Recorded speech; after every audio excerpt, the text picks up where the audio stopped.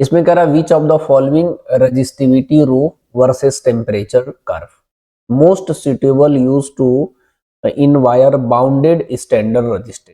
Bounded standard resistors, एक tool में bound standard resistors इससे बनाया जाता है, ये पता होना चाहिए।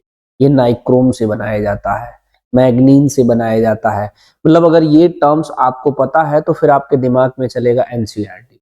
ये तो यार एनसीईआरटी में नाइक्रोम का रजिस्टिविटी टेम्परेचर ग्राफ कैसे बनता है हमारा, डायरेक्ट ऐसे देखोगे, ये टिक कर दो, सॉल्व हो गया। समझे कि नहीं?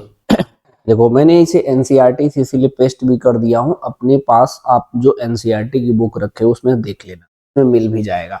ये रजिस्टिविटी टेम्परेचर का ग्राफ हमारा किसके लिए है? कॉपर के लिए, मतलब ये कंडक्टर के लिए है, ये नाइक्रोम के लिए है, और ये हमारा रजिस्टिविटी सेमीकंडक्टर के लिए है।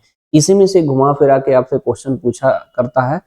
अगर आप बेसिक कॉन्सेप्ट सिर्फ रीड करके जा रहे हो, पता है आपकी सिलेक्शन पक्का है।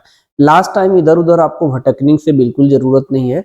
आप अपनी बुक को एक बार नॉर्मली रीड आउट कर लो, अपने पीवाईक्यू को लगा लो। इतना अगर अच्छे से करके जाते हो तो आपके 10 के अंदर भी रैंक आ सकता है, 100 के अंदर भी रैंक आ सकता है।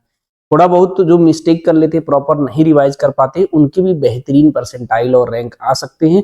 लेकिन वो लास्ट टाइम समझ नहीं पाता है बच्चा कि क्या स्टडी करे। आज मैं सारे क्वेश्चन को आप सॉल्व करके दिखाऊंगा, आप खुद एनालाइज करिएगा कि इस सवाल को लगाने के लिए कितना एफर्ट की नीड पड़ेगा, है ना। वैसे मैंने सारे चैप्टर को एनालाइज करके डालूंगा, ठीक है। समझ गए? तो यही तो क्वेश्चन था बेसिक फंडामेंटल का। ये तो देखते ही बहुत सारे बच्चे टिक कर, हाँ। अब जब पढ़ते समय आपको ये नहीं पता होगा कि जो बाउंड रजिस्टर्स ये होगा, जैसे लिखा है बाउंड स्टैंडर्ड रजिस्टर, सिर्फ स्टैंडर्ड रजिस्टर्स भी बोलता है तो भी आपके दिमाग में चलना चाहिए नाइक्रोम। समझे कि नहीं?